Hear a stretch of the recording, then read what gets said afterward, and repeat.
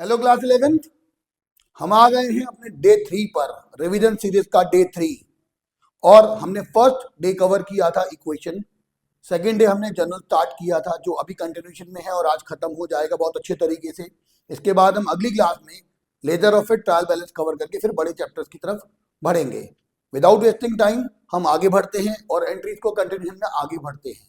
ध्यान रखिएगा, हम लोग बिजनेस स्टार्ट करने की एंट्री, परचेज की एंट्री, परचेज रिटर्न की एंट्री, सेल्स की एंट्री, सेल्स रिटर्न की एंट्री, डिस्काउंट की, लिस्ट प्राइस की, ये सब एंट्रीज हम पिछली क्लास में कर चुके हैं।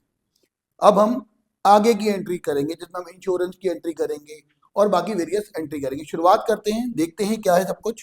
तो देखिए, जैसे पहले है एंट्री फॉर इंश्योरेंस। ध्यान रखिएगा, बिजनेस में सबसे बड़ा एस्पेक्ट ये है कि जो माल आप बेच रहे हैं अगर उसका कोई नुकसान हो गया तो वो कवर हो पाएगा कि नहीं।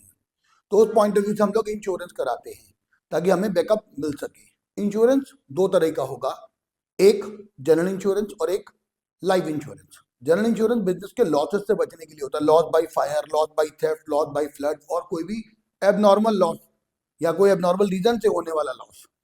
और लाइफ का लॉस अगर हो जाए बिजनेस की मालिक की लाइफ का, तो उसके लिए होता है लाइफ इंश्योरेंस। देखते जरा क्या लिखा है। देखिए, दो टाइप का इंश्योरेंस है यहाँ पर, ध्यान रखिएगा। पहला जो इंश्योरेंस है वो क्या है, जनरल इंश्योरेंस, जो loss against fire, theft, loss in transit और एम्बेसमेंट यानी माल की हेराफेरी के रिगार्डिंग होता है। ये एक प्योर बिजनेस एक्सपेंस होता है, ध्यान रखना, ठीक है, प्योर बिजनेस एक्सपेंस। इसीलिए जब भी कभी आप बिजनेस का इंश्योरेंस पेड करते हैं, लिखा हो इंश्योरेंस प्रीमियम पेड या लिखा हो बिजनेस इंश्योरेंस प्रीमियम पेड, खर्चा है, सारे खर्चे डेबिट होंगे और पेमेंट आप इसका चेक के थ्रू करते हैं, टू बैंक आता है।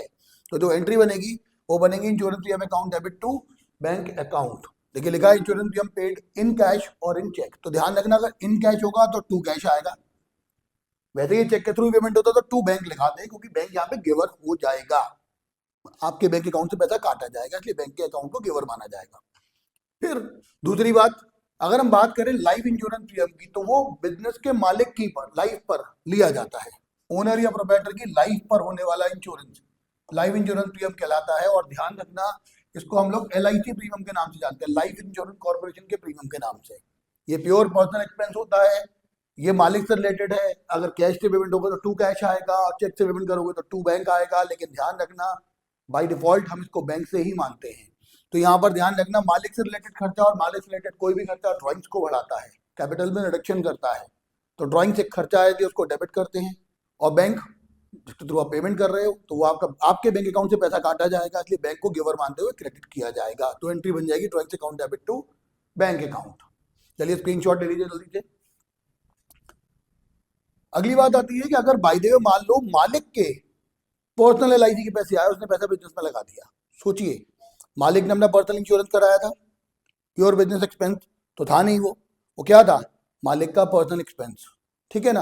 अब उसका पैसा मिला, वो जो पैसा मिला वो पैसा आपने बिजनेस में लगाया, तो मालिक की वेल्थ का जो पोर्शन बिजनेस में लगाया उसने, उसे क्या बोलते हैं, कैपिटल। तो ये माना जाएगा कि जो पैसा लगाया है वो कैपिटल के तौर पर इंट्रोड्यूस किया है, मालिक का पर्सनल पैसा था जिसे उसने बिजनेस में लगाया है। तो यहाँ पर जो एंट्री बनेगी वो कैश टू कैपिटल ही बनेगी जो बिजनेस स्टार्ट करते वक्त बनती है। तो देखिए क्या लिखा है, personal receipt of LIC introduced into business.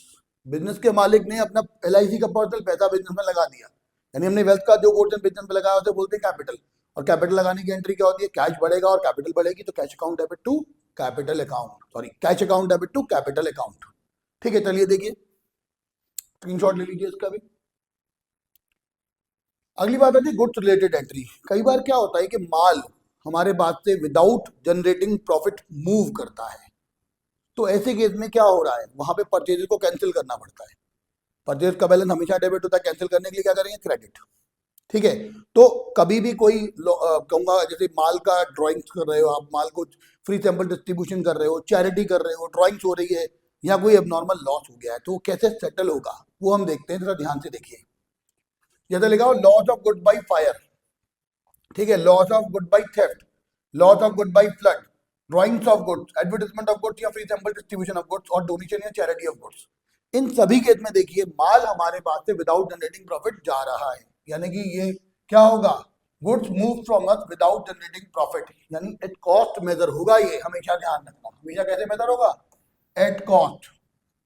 अब इन सभी केसेस में देखिए loss of good by fire, loss है तो ऑब्वियस बात है डेबिट होगा, और माल जा रहा है विदाउट जनरेटिंग प्रॉफिट तो परचेज को कैंसिल करने के लिए क्रेडिट करेंगे, तो एंट्री बन जाएगी loss by fire account debit to purchases account. Similarly loss of good by theft है, सेम लॉस डेबिट होगा और गुड्स जा रहा है इसलिए परचेज को क्रेडिट करेंगे, तो एंट्री बन जाएगी loss of goods by theft account debit to purchases account. अगर बाढ़ आ जाए उससे नुकसान हो तो loss by flood account debit to purchases. Drawings of goods है, अब मालिक ने माल निकाला है, मालिक कैश भी निकाल सकता था, माल भी कैश निकालेगा तो ड्रॉइंग टू कैश होती है, हमने पहले पढ़ा है। लेकिन अगर बाय द वे मालिक ने माल निकाला है तो ऑब्वियस बात है ड्रॉइंग्स अकाउंट डेबिट होगा, कैपिटल में डिडक्शन है, जब भी कैपिटल कम की जाती है ड्रॉइंग्स को डेबिट किया जाता है, तो ड्रॉइंग्स अकाउंट डेबिट, और माल जा रहा है विदाउट जनरेटिंग प्रॉफिट, तो यहाँ पर क्या होगा, यहाँ पर परचेजेस अकाउंट को हम लोग क्रेडिट करेंगे, तो एंट्री बन जाएगी drawings account debit to purchases account. अब मालिक ने बाय द वे मान लो कि एडवर्टाइजमेंट किया या फ्री सैंपल डिस्ट्रीब्यूशन किया गुड्स का, तो इन सच अ केस माल हमारे पास से फिर विदाउट प्रॉफिट जाएगा, तो ऐसे केस में एडवर्टाइजमेंट या जो फ्री सैंपल डिस्ट्रीब्यूशन है वो क्या नुकसान, खर्चा, वो डेबिट होगा, और माल जा रहा है तो परचेजेस को क्रेडिट करेंगे, तो एंट्री बन जाएगी एडवर्टाइजमेंट या बिजनेस प्रमोशन एक्सपेंस या free sample distribution account debit to purchases account. ठीक है, समझ में आ रहा होगा बहुत अच्छे से, चलिए बढ़िया है, देखते हैं आगे। अब डोनेशन या चैरिटी ऑफ गुड्स हो तो देखिए ये भी गुड्स के थ्रू है, तो माल में परचेज को क्या करेंगे क्रेडिट, और ये चैरिटी या डोनेशन जो है खर्चा है इसलिए इसको क्या करेंगे डेबिट, तो एंट्री बन जाएगी चैरिटी या donation account debit to purchases account. ठीक है, इसका भी स्क्रीनशॉट लीजिए जल्दी से। बाकी मैं आपको एक बार फिर से बता दूं, इसके जो जो इसकी जो पूरे एक्सप्लेनेशन के साथ जो क्लासेस है हमारी इसकी, वो पहले से ही डाली जा चुकी है, ये रिवीजन क्लास है तो केवल एक बार रिकैप कराया जा रहा है, आप बाकी सब देख सकते हैं पुरानी क्लासेस में, आपको पूरा डिस्क्रिप्शन मिल जाएगा कि ऐसी एंट्री क्यों हुई, किस तरीके से हुई, नहीं तो आप समझेंगे यार ये कैसा टीचर है यार, ऊपर ऊपर का बढ़ा के बढ़ जा रहा है आगे, इसका पूरा डिटेल पहले ही क्लासेस में डाला जा चुका है, ये केवल एक रिवीजन क्लास है, उसी पर्पज से आपको बताया गया है। चलिए स्क्रीनशॉट ले लिया, अगला देखते हैं। अगला है इंश्योरेंस प्रोसीड।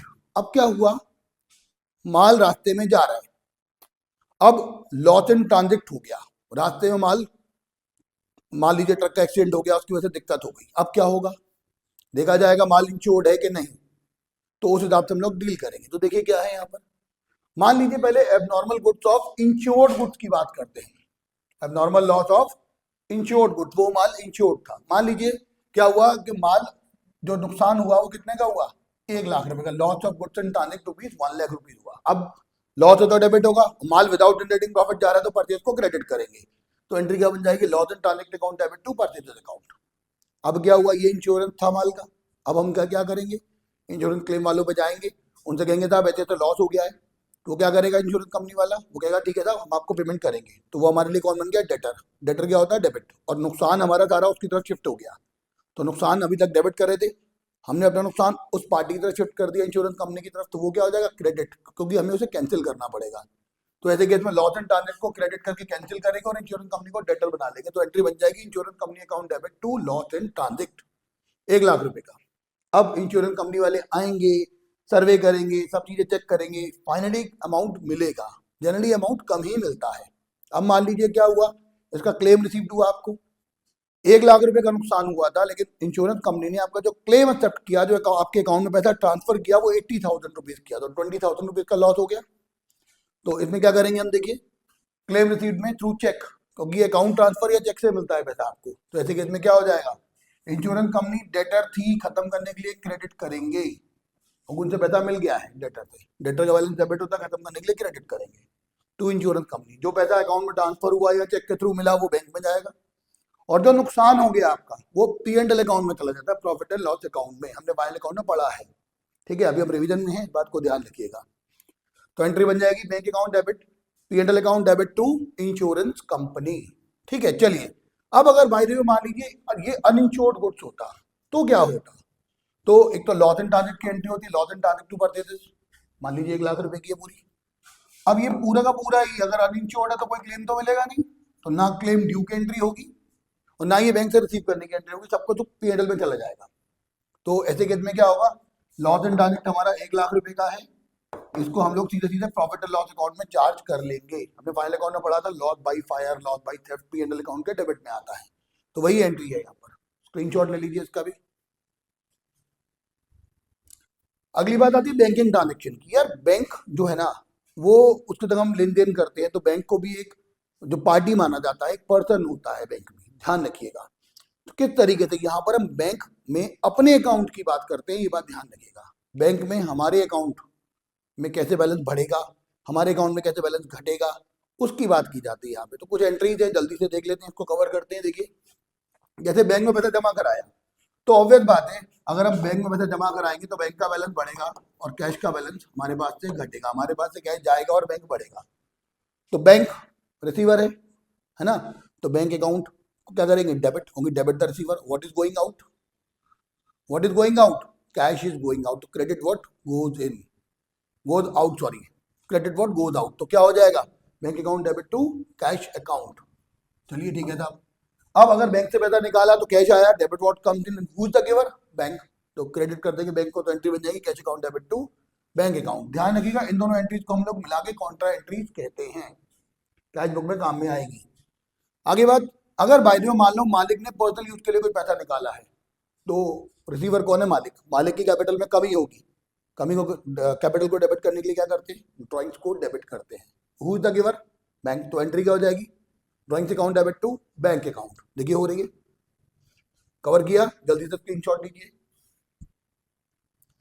अगली बात देखिए, अगर किसी कस्टमर ने, मान लीजिए एक्स एक कस्टमर है, उसने हमारे अकाउंट में पैसा डायरेक्टली जमा करा दिया है, तो who is the receiver, bank is the receiver. तो bank account debit and who is the giver, X. तो एंट्री बन जाएगी bank account debit to X. ठीक है। अगर भाई देखो मान लीजिए क्या लिखा हो, cheque received from a customer by bank send to the bank on same day. तो जरा गौर करिएगा, किसी पार्टी से चेक मिलने पर हम क्या करते हैं, अगर उसी दिन बैंक में जमा करा दिया जाए तो बैंक रिसीवर हो गया, पार्टी गिवर हो गई। तो एंट्री बन जाएगी bank account debit to Y, debit the receiver, credit the giver. लेकिन कायदे से ये एंट्री बनी कैसे, जरा इसको समझ लीजिए। क्या होता है, किसी पार्टी से चेक मिलता है तो हम चेक इन हैंड अकाउंट खोलते हैं उसके लिए। तो उसकी एंट्री क्या होती है, देखिए, ऑन रिसीविंग चेक अगर मैं कहूं तो एंट्री बनती है cheque in hand account debit to Y. और ये चेक उसी दिन बैंक में जमा करा दिया, तो who is the receiver, bank. What is going out, cheque in hand. तो एंट्री क्या बनेगी, bank to bank account debit to cheque in hand account. ठीक है। तो ऐसे केस में अब क्या होगा, देखिए सेम डेट पर है, एक अकाउंट कॉमन भी है, तो कंपाउंड एंट्री बनाए, तो चेक इन हैंड से चेक इन हैंड कैंसिल, तो एंट्री क्या बनेगी, बैंक टू वाई, जो मैंने पहले बताई है। इस बात को ध्यान से समझ लीजिएगा। तीसरी बात है, अब ये चेक डिसऑनर हो जाए, तो देखिए ये जो एंट्री बनी थी ना, इसकी रिवर्स एंट्री कर देंगे।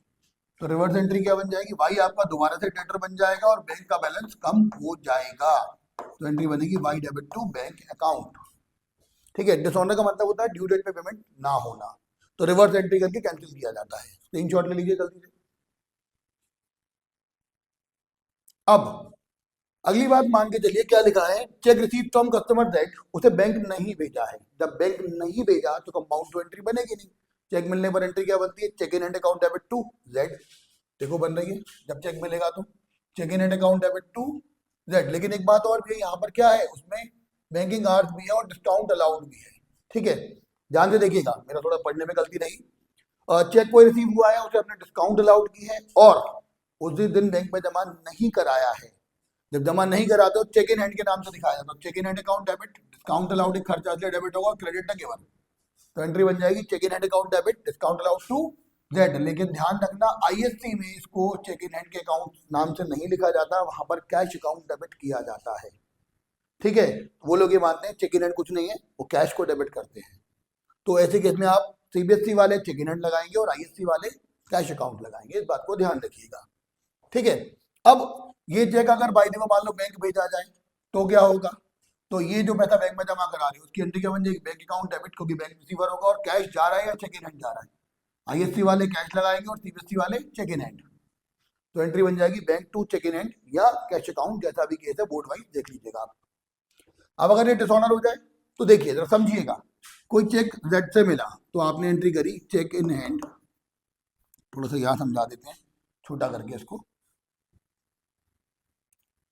कोई चेक आपको जेड से मिला तो आपने एंट्री की थी cheque in hand account debit, discount account debit to Z. अब बैंक भेज दिया तो bank to cheque in hand. अब देखिए डिसऑनर हुआ तो कंपाउंड बनाइए पहले इसकी, तो एंट्री क्या बनती, बैंक डिस्काउंट टू जेड। अब ये डिसऑनर हो गया तो रिवर्स एंट्री पास करेंगे तो एंट्री बन जाएगी Z debit to bank to discount allowed account. जो डिस्काउंट पहले डेबिट होता था वो क्या हो जाएगा, क्रेडिट। समझ में आ गया? जल्दी से स्क्रीनशॉट ले लीजिए। अब देखिए अगर लिखा है payment to creditor A through cheque, किसी पार्टी को पेमेंट किया है, मान लीजिए ए कोई क्रेडिटर है हमारा जिससे हमने कोई माल खरीदा था उसको पेमेंट करना है, तो who is the receiver, A, who is the giver, our bank account. तो एंट्री क्या हो जाएगी, क्रेडिटर टू बैंक अकाउंट। तो यहाँ पे क्या एंट्री बन जाएगी, ए टू बैंक अकाउंट। ये हो रही है। फिर अगर कोई भी खर्चा आपने चेक से पेमेंट किया है, rent paid by cheque, salary paid by cheque, interest paid by cheque, तो सारे खर्चे डेबिट होते हैं, इसलिए खर्चा डेबिट हो जाएगा। और who is the giver, our bank account, हमारा बैंक अकाउंट। तो एंट्री कितने क्या हो जाएगा, खर्चा डेबिट टू बैंक अकाउंट। तो यहाँ सैलरी पेड किया तो salary account debit to bank account. अगर रेंट पे करते तो rent account debit to bank account होता। थ्रू चेक होना चाहिए, बस ध्यान रखना। बैंक ने बैंक चार्जेस लगाए तो ऑब्वियस बात है बैंक चार्जेस खर्चा है, काट दिया जाएगा। और हमारे बैंक अकाउंट से वो जो बैंक की अथॉरिटी है वो पैसा काट लेगी, तो हमारे बैंक अकाउंट में क्या हो जाएगा, गिवर। तो एंट्री क्या हो जाएगी, bank charges account debit to bank account. ये हो रहा है। ऐसे ही इंटरेस्ट चार्ज या डेबिटेड बाय बैंक, सेम खर्चा है तो इंटरेस्ट या इंटरेस्ट ऑन ओवरड्राफ्ट। ये ओडी का मतलब क्या है, ओवरड्राफ्ट। ओवरड्राफ्ट मतलब वो अमाउंट जो हमने ओवर एंड अबव निकाला अपने डिपॉजिट से। बैंक आपको परमिशन दे सकती है आपके स्टॉक के ऊपर कि ठीक है आप अपना स्टॉक गिरवी रख दीजिए, जितना पैसा जमा है उससे ज्यादा पैसा निकालने की फैसिलिटी बैंक आपको दे देता है। बैंक से जितना जमा है उससे ज्यादा निकालने की फैसिलिटी मिलना ओवरड्रॉन या ओवरड्राफ्ट कहलाती है। उस पर ब्याज लिया है तो इंटरेस्ट क्या हो जाएगा, डेबिट। और गिवर कौन है, हमारा bank account to bank account. ठीक है ना, सिंपल। इंटरेस्ट अलाउड और क्रेडिट बाय बैंक, बैंक ने आपके डिपॉजिट पर आपको ब्याज दिया है, तो ऐसे केस में क्या होगा, रिसीवर कौन होगा, हमारा बैंक अकाउंट। और इंटरेस्ट क्या है, इनकम। तो एंट्री क्या बन जाएगी, हमारा बैंक बैलेंस बढ़ेगा तो बैंक अकाउंट डेबिट, और इंटरेस्ट इनकम है उसे क्रेडिट कर देंगे। चलिए स्क्रीनशॉट ले लीजिए जल्दी से। अब देखिए amount transfer from owner saving account to business current account. क्या हुआ कि मालिक ने अपने पर्सनल सेविंग अकाउंट से बिजनेस के अकाउंट में पैसा लगा दिया। ऑब्वियस बात है वेल्थ का पोर्शन लगाया है। मालिक का जितना भी पर्सनल एसेट होता है उसको वेल्थ कहते हैं। वेल्थ में से जो पैसा उसे बिजनेस में लगाया वो कैपिटल होगी। तो रिसीवर कौन है, हमारा बैंक अकाउंट, हमारा बैंक का current account, debit the receiver and credit the giver. मालिक अगर गिवर होता तो कौन सा अकाउंट बढ़ता है, कैपिटल। तो एंट्री बन जाएगी bank account debit to capital account. फिर अगर भाई देखो मान लो क्या है, place on fixed deposit account by bank by transferring from business current account. क्या हुआ कि जो हमारा बिजनेस का अकाउंट था इससे बैंक ने कहा हमसे कि आप कुछ एफडी करवा लीजिए, और हम मान गए तो बिजनेस की ही एफडी जनरेट करवा दी, यानी अपना इन्वेस्टमेंट एक तरह से कर दिया हमने। तो यहाँ पर क्या हो जाएगा, हमारे करंट अकाउंट से बिजनेस का जो पैसा है वो किसमें चला जाएगा, एफडी के अकाउंट में। तो ऐसे केस में हम क्या करेंगे, एफडी बढ़ेगी और हमारा बैंक का बैलेंस कम हो जाएगा। तो fixed deposit account debit to bank account. ये बैंक अकाउंट का मतलब यहाँ पर करंट अकाउंट से है, ध्यान रखना बैंक में जो हमारा करंट अकाउंट होता है उससे है। तो एंट्री क्या होगी, फिक्स्ड डिपॉजिट बढ़ेगी, एक बैंक के एक एस्पेक्ट में पैसा बढ़ेगा और एक में घटेगा। तो जो बढ़ेगा उसे डेबिट करेंगे, जो घटेगा उसे क्रेडिट। तो एंट्री बन जाएगी fixed deposit to bank account. Screenshot ले लीजिए। अब आगे इंटरेस्ट ऑन कैपिटल की बात की जाती है। साहब इंटरेस्ट ऑन कैपिटल क्या, तो देखिए ये सेपरेट लीगल एंटिटी कंसेप्ट के ऊपर बेस्ड है। ऑब्वियस बात क्या है, बिजनेस और बिजनेस का मालिक अलग अलग है। अब बिजनेस के मालिक ने अगर बिजनेस में पैसा लगाया हुआ है तो उसे बोलते हैं कैपिटल। कैपिटल पर ब्याज दिया जाता है, ये माना जाता है जैसे आप थर्ड पार्टी से कर्जा लेते उसे ब्याज देते, ऐसे ही मालिक से पैसा लिया उस पर ब्याज दीजिए तो क्या होगा सर, तो उस केस में इंटरेस्ट ऑन कैपिटल आप देंगे तो खर्चा इसलिए डेबिट होगा। मिला किसको, मालिक को, मालिक की कैपिटल बढ़ेगी, कैपिटल को बढ़ाने के लिए क्रेडिट करते हैं। तो ऐसे केस में एंट्री बनेगी interest on capital to capital account. देखिए क्या लिखा है कि बिजनेस और बिजनेस का जो प्रोप्राइटर होता है दोनों अलग अलग होते हैं। बिजनेस के मालिक ने जो पैसा लगाया उसे क्या बोलते हैं, कैपिटल, और जो पैसा बदले में उसको मिलता है उसे बोलते हैं इंटरेस्ट ऑन कैपिटल। तो बिजनेसमैन को पे कर रहा है यहाँ पर, तो बिजनेस के लिए खर्चा इसलिए डेबिट होगा, और मालिक को पैसा मिला तो मालिक की कैपिटल बढ़ जाएगी। कैपिटल को बढ़ाने के लिए कैपिटल अकाउंट को क्रेडिट करते हैं। तो कितना देना है ब्याज, देखिए fresh capital introduce on 1 October for ₹50,000, interest on capital 10% per annum. तो कितना निकलेगा, देखिए 50,000 का 10%, लेकिन 6 मंथ के लिए, अक्टूबर, नवंबर, दिसंबर, जनवरी, फरवरी और मार्च, 6 महीने के लिए 2500। तो वो हम यहाँ लिख देंगे। ऐसे ही इंटरेस्ट ऑन ड्राइंग, देखिए क्या है, बिजनेस और बिजनेस का मालिक अलग अलग है। बिजनेस के मालिक ने जो पैसा निकाला है उसे हम क्या बोलेंगे, उसे बोलेंगे हम ड्राइंग्स। बदले में बिजनेस को मालिक जो जो बिजनेस का मालिक है बिजनेस को क्या पे करेगा, इंटरेस्ट ऑन ड्राइंग। तो बिजनेस के पॉइंट ऑफ व्यू से हमें सारी एंट्री करनी होती है। देखिए पैसा आ रहा है इनकम के तौर पे आ रहा है, तो इनकम सारी क्रेडिट होती है। और मालिक की कैपिटल को कम करेंगे यहाँ पर, तो मालिक की कैपिटल को कम करने के लिए कौन से अकाउंट डेबिट करते हैं, ड्राइंग्स। तो एंट्री बन जाएगी drawings account debit to interest on drawings. क्यों, मालिक की कैपिटल कम हुई इसलिए ड्राइंग को डेबिट करना है। दूसरी बात, बिजनेस को इनकम मिली तो इनकम सारी क्रेडिट होती है, तो इंटरेस्ट ऑन ड्राइंग क्रेडिट में लिख देंगे। चलिए स्क्रीनशॉट ले लीजिए इसका जल्दी से। अब देखिए loan taken and interest paid, आपने कोई लोन लिया उसका ब्याज दिया, ऑब्वियस बात है लोन लोगे तो आपको लायबिलिटी बढ़ेगी, लायबिलिटी पर ब्याज देना पड़ता है। देखो क्या है, जैसे लिखा हो loan taken from Naveen ₹1 lakh, interest on loan paid ₹5,000। अलग अलग दो एंट्रीज हैं। पहले समझो लोन लिया आपने कितने का, ₹1,00,000 का, तो कैश आया और लोन किससे लिया, नवीन से। तो एंट्री क्या हो जाएगी, कैश अकाउंट डेबिट टू नवीन या लोन फ्रॉम नवीन। पार्टी का नाम मत लिखना ऐसे, ऐसे लिखना लोन फ्रॉम नवीन या केवल लोन अकाउंट, क्योंकि लायबिलिटी क्रिएट हो रही है लोन के नाम से। तो एंट्री हो जाएगी cash account debit to loan from Naveen. अब नवीन ने कहा था ब्याज दो मुझे, हमने ब्याज दिया उसे कितना, ₹5,000 का। तो एंट्री क्या हो जाएगी, इंटरेस्ट से खर्चा हो गया और कैश जा रहा है, तो इंटरेस्ट तो loan account debit to cash account. लेकिन अगर भाई देवी मान के चलिए क्या होता, हमने लोन दिया होता और हमें ब्याज मिलता। तो लोन दिया हमने मान लीजिए रेखा को, तो लोन देने को बोलते हैं एडवांसेस। तो ये क्या हो जाएगा, advances to Rekha account debit to cash account. Rekha ji है कोई, हमने उनको क्या कहा कि ठीक है भाई आपको हम पेमेंट कर रहे हैं, तो रेखा रिसीवर हो गई, लेकिन हमने उनको लोन दिया है, डेटर तो बनेगी वो हमारी, लेकिन लोन के रिगार्डिंग बनेगी। तो एडवांसेस या लोन टू रेखा, टू क्या लिखेंगे, टू कैश अकाउंट, को भी क्रेडिट जा रहा है, कैश जा रहा है, तो बोलते हैं क्रेडिट व्हाट गोज आउट। दूसरी बात, रेखा से ब्याज मिला आपको, तो ब्याज मिला तो इनकम हो गई, debit what comes in, what is coming in, cash, and what is the nature of income, interest, तो क्या हो जाएगा, क्रेडिट ऑल इनकम। तो एंट्री बन जाएगी cash account debit to interest account. जल्दी से स्क्रीनशॉट ले लीजिए इसका भी।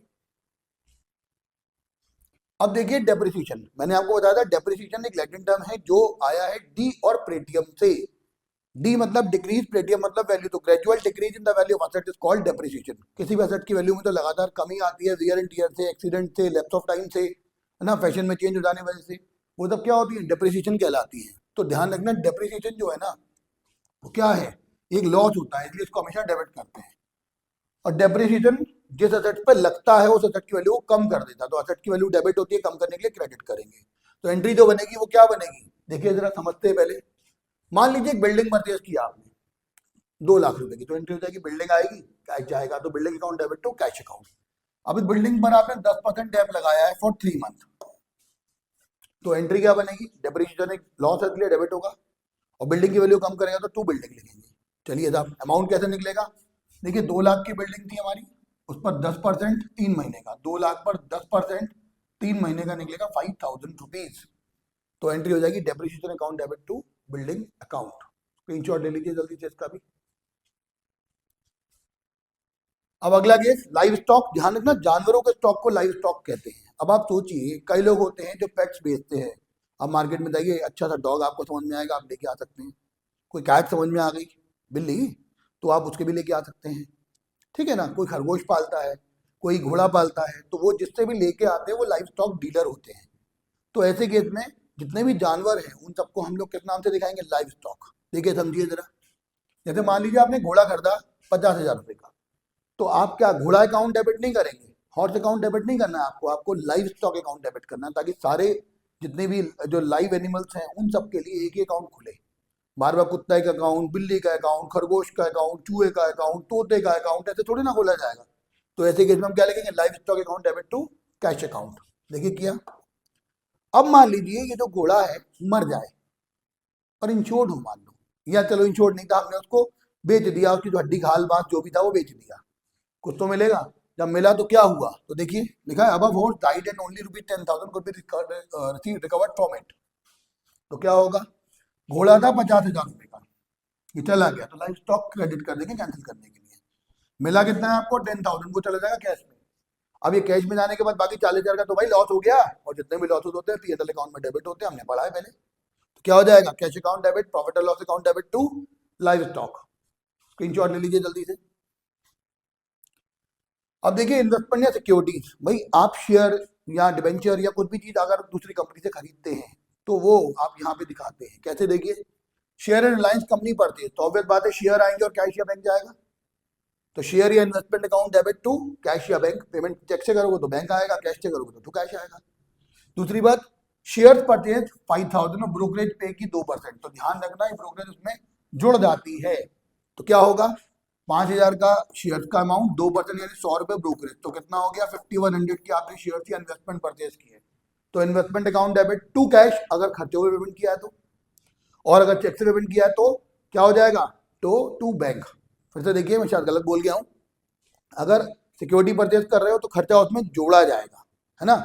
खर्चा जोड़ा जाएगा मतलब 5000 का खर्चा था, उस पर 5000 का इन्वेस्टमेंट था, 100 रुपए खर्चा हुआ, तो कितना हो गया 5100। ठीक है, तो 5100 जो है इन्वेस्टमेंट से आपके पास आएंगे। खर्चे को अलग नहीं दिखाते जब कोई एसेट परचेज की जाती है, इन्वेस्टमेंट आपके एसेट से, तो एसेट जब भी कोई परचेज की जाएगी तो उसके परचेजिंग के खर्चे उसकी कॉस्ट में जोड़े जाते हैं, अलग से नहीं दिखाए जाते, क्योंकि ये कैपिटल आइटम होते हैं, हमने पढ़ा है सब। तो एंट्री क्या हो जाएगी, इन्वेस्टमेंट अकाउंट डेबिट, अगर पेमेंट कैश में कर रहे हो तो टू कैश, और चेक के थ्रू पेमेंट कर रहे हो तो टू बैंक। स्क्रीनशॉट ले लीजिए जल्दी से। एक है वैल्यूएबल पार्सल। भाई कोई चीज हमने वाया पोस्ट मंगवाई, अमेजोन के थ्रू, फ्लिपकार्ट के थ्रू, तो क्या होता है, माल आता है। मान लो कोई माल मंगवाया, माल आया, पेमेंट हमने कैसे किया, कैश में। चेक से करोगे तो टू बैंक में जाकर, चेक तो वो लोग लेते नहीं। अमाउंट ट्रांसफर अगर आपने किया है, आपने कैश ऑन डिलीवरी नहीं लिया है, आपने बैलेंस पहले से ट्रांसफर कर रखा उनको अमाउंट, तो ऐसे केस में क्या होगा, तो वीपीपी यानी वैल्यूएबल पार्सल, तो देखिए क्या होगा, considered as good purchase for cash. ठीक है, अगर हम वो आया कैश ऑन डिलीवरी है तो एंट्री क्या हो जाएगी, purchase account debit to cash account. लेकिन अगर हमने चेक के थ्रू पेमेंट किया है और उसकी कन्वेंस का भी पेमेंट किया, उनके डिलीवरी चार्ज भी पेमेंट किए हैं, तो हम क्या करेंगे, क्योंकि ये माल है, असेट्स नहीं है, तो कन्वेंस चार्ज अलग से दिखाए जाते हैं, वो जो डिलीवरी चार्ज लेते हैं ना उसको। तो एंट्री क्या हो जाएगी, purchase account debit to cash, लेकिन डिलीवरी चार्ज खर्चा है तो वो भी डेबिट होगा, उसको अलग से दिखाएंगे। अब आप कहोगे सर शेयर वाला था तो उसमें तो खर्चे जोड़ दिए, उसकी ब्रोकरेज यहाँ अलग दिखा रहे हो। भाई शेयर एक असेट्स होती है, वो कैपिटल आइटम होती है, कैपिटल आइटम जब परचेज करते हैं तो उसके सारे खर्चे जब तक उसका यूज चालू नहीं होता उसकी कॉस्ट में जोड़े जाते हैं। यहाँ पे क्या होगा, आप लोगों ने जो माल खरीदा है, रिवेन्यू एक्सपेंडिचर है, बार बार होने वाला खर्चा है, तो भाई तो माल की परचेज पर अगर खर्चा होता तो उसको उसकी कॉस्ट में शामिल नहीं करते, अलग से ही दिखाया जाता है, वो भी खर्चे होते हैं भाई। तो एंट्री बन जाएगी purchase account debit, conveyance account debit to cash account. Conveyance क्या होता है, अरे भैया कहीं जाने आने का खर्चा या डिलीवरी चार्ज मान लो फिलहाल के लिए, ठीक है ना, बाकी हम डिटेल में आगे पढ़ेंगे। चलिए स्क्रीनशॉट ले लीजिए। अब देखिए कैपिटल रेवेन्यू आइटम, तो मैं आपको भी समझा रहा था, जैसे अगर ये लिखा हो प्लांट परचेज ₹1 लाख, तो एंट्री बन जाएगी plant account debit to cash account. ठीक, मान लीजिए, तो हमें बताया ना इसका अमाउंट 1 लाख रुपए। अब मान लीजिए ऐसा लिखा हो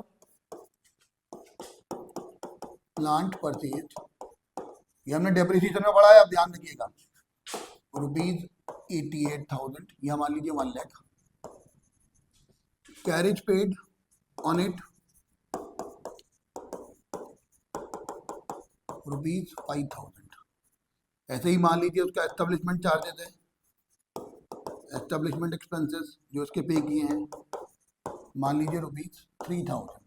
तो वो सारी वैल्यूज इसमें जुड़ जाएंगी, जैसे डिप्रिसिएशन हम लोग जोड़ते हैं। अब रिवीजन टेस्ट सीरीज है, रिवीजन सीरीज है, ध्यान रखिएगा इस बात को, पहले पढ़ा चुका हूँ सब कुछ। तो 1,08,000 रुपये की एंट्री क्या हो जाएगी, plant account debit to cash account. कितना आ जाएगा, 1 लाख और 8,000, 1,08,000 रुपया, 1,08,000 रुपीज। ठीक है, ये जो था कैपिटल आइटम, ये क्या था, कोई कैपिटल आइटम यानी कोई असेट परचेज करना। लेकिन अगर हम रेवेन्यू आइटम की बात करें,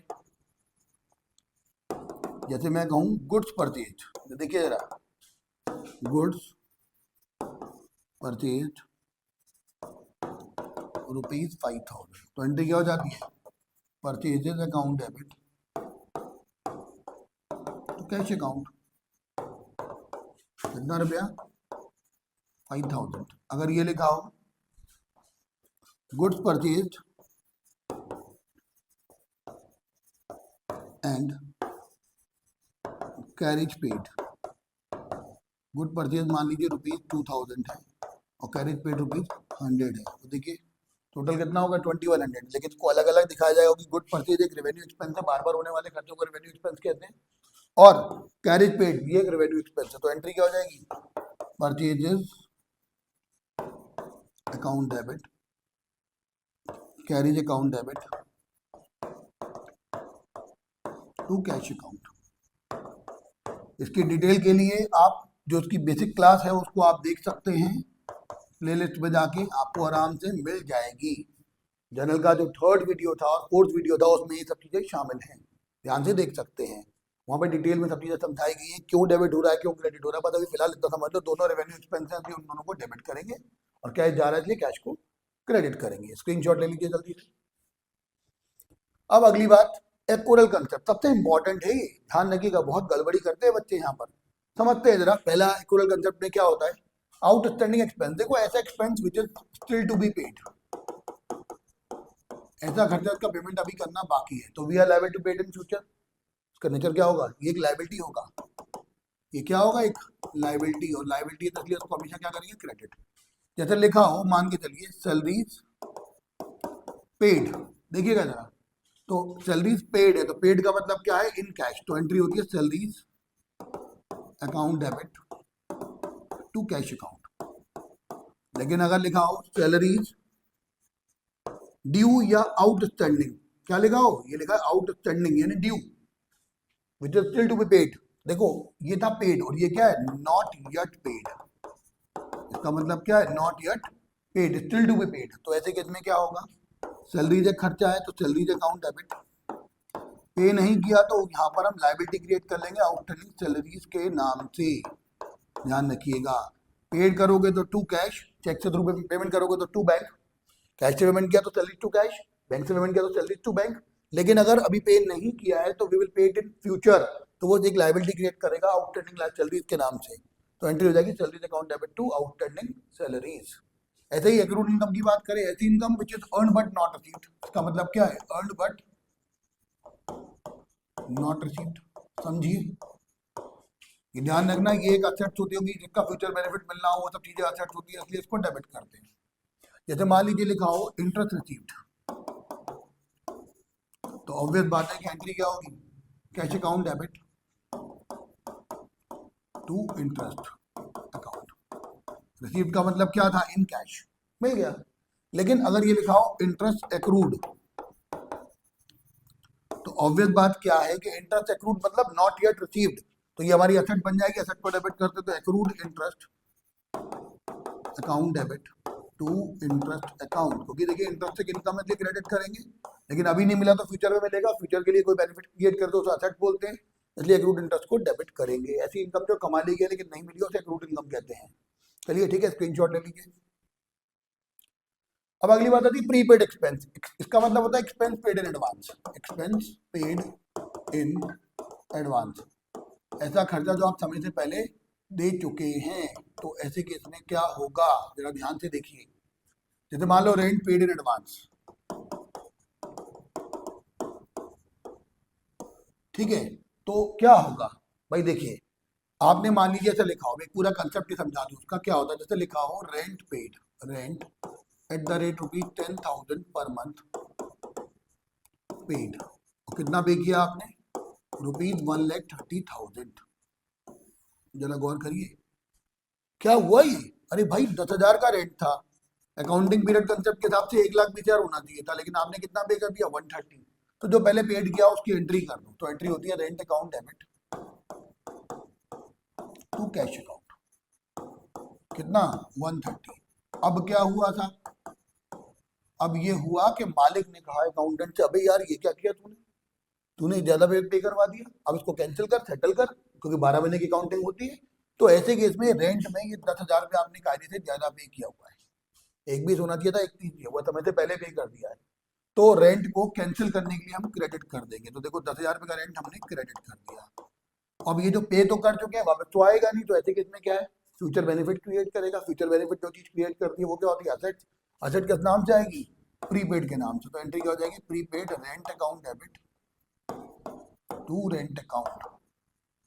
आप लोगों को यही एंट्री बुक्स में मिलेगी, ऊपर वाली नहीं मिलेगी, नीचे वाली मिलती है, तो आपको आनी चाहिए। ठीक है, चलिए अब हम इसका सेकंड पार्ट देखते हैं जरा क्या है। सेकंड पार्ट क्या था देखिए जरा, वो थी एडवांस इनकम, ऐसी इनकम जो समय से पहले मिल गई है, जैसे लिखा हो rent received in advance, rent received in advance. तो ऑब्वियस बात है कैश मिल रहा है तो कैश अकाउंट डेबिट, क्योंकि डेबिट व्हाट कम्स इन। और कैसे मिल रहा है? Advance rent. ध्यान रखिएगा एडवांस रेंट मतलब which is not earn but received. ये क्या है? Not earn but received. तो कोई पैसा जो हमें समय से पहले मिल जाए वो हमारी लाइबिलिटी होती है, और लाइबिलिटी को क्या करते हैं हमेशा? क्रेडिट। ठीक है, इसीलिए इसको हम लोग यहाँ पर क्रेडिट कर रहे हैं। सिमिलरली यहाँ पर जो प्रीपेड है ये क्या था? एक असेट, और असेट को क्या करते हैं? डेबिट। इसलिए प्रीपेड को यहाँ पर डेबिट किया था। स्क्रीनशॉट ले लीजिए जल्दी से। चलिए अब अगली बात है बेड डेट और बेड डेट रिकवर्ड की। अब देखिए जैसे बाय द वे मान लो ये लिखा हो Ram who owed us rupees 10,000 and nothing could be recovered from his assets becomes, ऐसे में लिखते हैं, becomes insolvent, कॉमा राम जिससे हमने 10,000 रुपये लेने थे वो इंसॉल्वेंट हो गया और कुछ भी उससे नहीं मिला। ठीक है, फ्रॉम हिज असेट। तो अब हम क्या करेंगे? ऑब्वियस बात समझिए, राम एक डेटर था, अगर पैसा मिल जाता तो एंट्री होती cash account debit to Ram, debit what comes in credit the giver. लेकिन वो पैसा नहीं मिला, डूब गया, बेड डेट हो गया, लॉस असेट बन गई, नुकसान हुआ। सारे नुकसान डेबिट होते हैं। नुकसानों को इस नाम से दिखाएंगे बेड डेट, डूबत खाता खोलते हैं, बेड डेट अकाउंट डेबिट। बट्टे खाते में चलेगा भी पैसा, और किसके थ्रू गए? राम के थ्रू। राम का अकाउंट कैंसिल करने के लिए टू राम। ठीक है, अगर ये लिखा होता राम, या राम की जगह हम लेते हैं बाय द वे मान लो कोई भी नाम ले लेते हैं, मिस्टर एक्स। भाई राम जी का नाम खराब नहीं करेंगे हम, तो राम की जगह यहाँ पे हम ले लेते हैं मान लीजिए ए, हु ओड अस रुपीज 10,000। तो राम की जगह पर यहाँ पर हम ए लिख देंगे, ज्यादा बेटर है भाई। किसी का नाम खराब नहीं करना है, कोई पर्सनलाइज हो गया तो दिक्कत हो जाएगी भाई। ऐसे ही देखिए यहाँ लिखा हो B, who owed us rupees 20,000 becomes insolvent या बैंकरप्ट। जिसको ऐसा कोई बंदा इसकी लायबिलिटी ज्यादा हो और असेट कम हो, वो लॉफुली अपने आप को इंसॉल्वेंट डिक्लेयर करा सकता है, तो यही हुआ है। एंड ओनली 30 पैसा इन रुपी could be recovered from his assets। अब बी एक बंदा था, इंसॉल्वेंट हो गया था, 20,000 रुपये लेना चाहिए आपको उससे, तो जो कब अमाउंट कैंसिल करेंगे बी का, तो बी को लिख देंगे 20,000 रुपये से क्रेडिट। 30 पैसा ना रुपी, देखो 1 रुपये में 100 पैसे होते हैं, तो 100 में से आपको 30 पैसा मिल रहा है, इसका मतलब 30% पैसा मिल रहा है। तो जो मिल रहा है वो कहाँ जाएगा? कैश में। कैश आ रहा है भाई, कैश अकाउंट डेबिट, और जो पैसा डूब जाएगा वो जाएगा बेड डेट में। तो एंट्री क्या हो जाएगी? 20,000 में से 30% यानी कि 6,000 मिल गया, और जो डूब गया वो बेड डेट। तो एंट्री बन जाएगी compound cash account debit, bad debt account debit to B. अब एक और बात समझिए, अब मिस्टर ए जो थे वो थोड़े समय बाद आ गए और कहते हैं साहब कि एक काम करिए, मैं आपको जो अमाउंट था मेरा 10,000 रुपया, मैं आपको कुछ नहीं दे पाया था, तो मैं आपको उसमें से 3,000 रुपये दे दे रहा हूँ साहब। भाई हमने कहा हमने तो आपका अकाउंट हटा दिया बुक से, तो अब क्या करें साहब, पैसा तो वो दे गया। तो ऐसे केस में हम बेड डेट रिकवर्ड अकाउंट खोलते हैं जो हमारी इनकम को शो करता है। तो एंट्री क्या हो जाती है? Mister A whose account was written off as bad had paid ₹3,000। उसने क्या किया है? 3,000 रुपये हमको दे दिया है। वो बंदा जिसका हम अकाउंट बुक से हटा चुके थे, कहते बैड मानते हुए, बैड मतलब बेड डेट, बुरा मानते हुए, गलत मानते हुए, ऊपर देखिए हटा चुके हैं, तो पैसा मिलेगा। तो हम ये नहीं मानेंगे कि इससे पैसा मिला, हम ये कहेंगे बेड डेट रिकवर्ड हो गया, गड्ढा खाता कवर हो गया। तो ऐसे केस में एंट्री क्या हो जाएगी? Cash account debit to bad debt recovered account. भाई 10,000 रुपये लेने से चलो कुछ तो मिला, तो 3,000 रुपये मिल गया। ऐसे बाद में अगर वो बाद में उसका मन अच्छा हुआ तो वो और भी दे सकता है, नहीं देगा तो भाई बट्टे खाते पर हम डाल ही चुके हैं, अकाउंट तो क्लोज कर ही चुके हैं। मिल जाएगा तो बेड डेट रिकवर्ड अकाउंट खोलते हैं।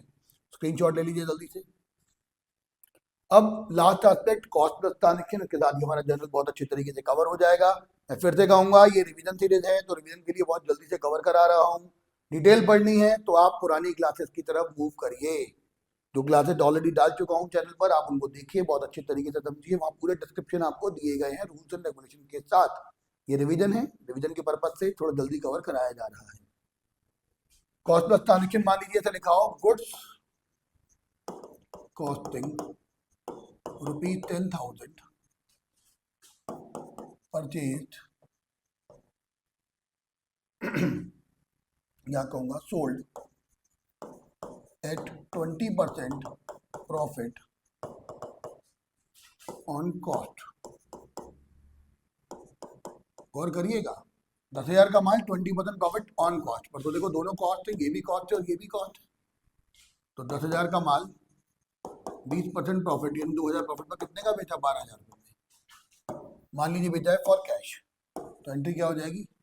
कैश आएगा तो कैश अकाउंट डेबिट, और माल जा रहा है टू सेल्स अकाउंट। माल बेच रहे हो, अपने माल का ट्रांसफर अगर आप करते हो किसी कंसिडरेशन के बदले तो वहां पर सेल्स अकाउंट को क्रेडिट किया जाता है। हमने पहले ही पढ़ा सेल्स एक इनकम है, ठीक है। लेकिन अगर ये माल ऑन कॉस्ट की बजाय ऑन सेल होता, यहाँ पर जो केस है और ये लिखा होता ऑन सेल फॉर कैश। आप जरा गौर करिएगा, ऑन सेल कैसे निकाले भाई? ये तो गड़बड़ हो गई, ठीक है क्या नहीं? तो ध्यान रखिएगा, on sale at cash 20% profit की बात कर रहे हो तो ध्यान रखना, जो कॉस्ट का 20, जो सेलिंग प्राइस का 20% होता है वो कॉस्ट का 1/4 होता है। ध्यान से समझिएगा, कैसे बताता हूँ, सुनिएगा जरा। मान लीजिए कॉस्ट प्राइस जो है वो 100 रुपया है, प्रॉफिट कितना है? ये है 20% प्रॉफिट ऑन सेल, तो 20 रुपीज। तो ऑब्वियस बात है, सॉरी ये सेलिंग प्राइस था, ऑन सेल है ना, ये कैसा है, इसको ऐसे ही कर देते ना, 20% प्रॉफिट ऑन सेल है। सेलिंग प्राइस को 100 माना, प्रॉफिट क्या माना? 20, तो कॉस्ट क्या निकलेगी? 80। तो प्रॉफिट ऑन कॉस्ट क्या आएगा? ये होता है प्रॉफिट अपॉन कॉस्ट, यानी 1/4। तो 10,000 का माल 1/4 प्रॉफिट पर यानी 2500 प्रॉफिट पर बेचा, तो कितने में बेचा होगा? 12,500। ध्यान रखना, ऑन कॉस्ट होगा तो सीधे सीधे मल्टीप्लाई करके जोड़ देना, 10,000 प्लस 20%। लेकिन अगर by the way on cost ना ऑन सेल हो तो पहले सेलिंग प्राइस 100 मानना, प्रॉफिट घटाना 20, कॉस्ट प्राइस कितना आ जाएगा? 80, फिर कन्वर्ट करके निकाल लो 12,500। तो एंट्री क्या हो जाएगी? Cash account debit to sales account, कितना? 12,500। तो इस तरह से हमने अपना जर्नल बहुत जल्दी से अच्छे तरीके से कवर कर लिया है। उम्मीद करता हूँ आपको शानदार तरीके से समझ में आया होगा। डिटेल में आप पिछली क्लासेस देख सकते हैं, मैं बार बार इस बात को बोल रहा हूँ, ठीक है। तो बहुत अच्छे तरीके से आप लोग आगे बढ़िए, कवर कीजिए, रिवीजन कीजिए। जल्दी से रिवीजन खत्म हो गया है। अब इसके बाद हम अगली क्लास में लेजर और फिर ट्रायल बैलेंस करवाएंगे। बहुत छोटी छोटी क्लासेस रहने वाली है, वो दोनों एक ही दिन में डाल दी जाएंगी। अब मेन बात क्या आती है कि आप लोग चैनल को देख तो रहे हैं लेकिन प्रॉपर कमेंट, भाई मोटिवेशन बहुत जरूरी है भाई। देखिए भी, अच्छे कमेंट भी कीजिए, लाइक कीजिए और ज़्यादा से ज़्यादा लोगों से सब्सक्राइब करवाइए, तभी आपके लिए अच्छे अच्छे वीडियोस आते रहेंगे। इस उम्मीद के साथ कि आपका साथ बना रहेगा, बहुत अच्छे तरीके से आप कवर करेंगे सभी चीज़ों को, और मैं कहूँगा सीखने की भूख आपको मंजिल तक पहुँचाएगी। इसलिए हर दिन कुछ नया सीखिए। ध्यान रखिएगा, रोज कुछ नया सिखाऊंगा, रोज हम आगे बढ़ेंगे और आगे बढ़ते ही चले जाएंगे। तरक्की हमारी बहुत जल्दी होगी, बहुत अच्छे तरीके से हम एग्जाम को कवर कर लेंगे। फाइनल एग्जाम आ रहे हैं, कवर कीजिए। चलिए बाय बाय, टेक केयर।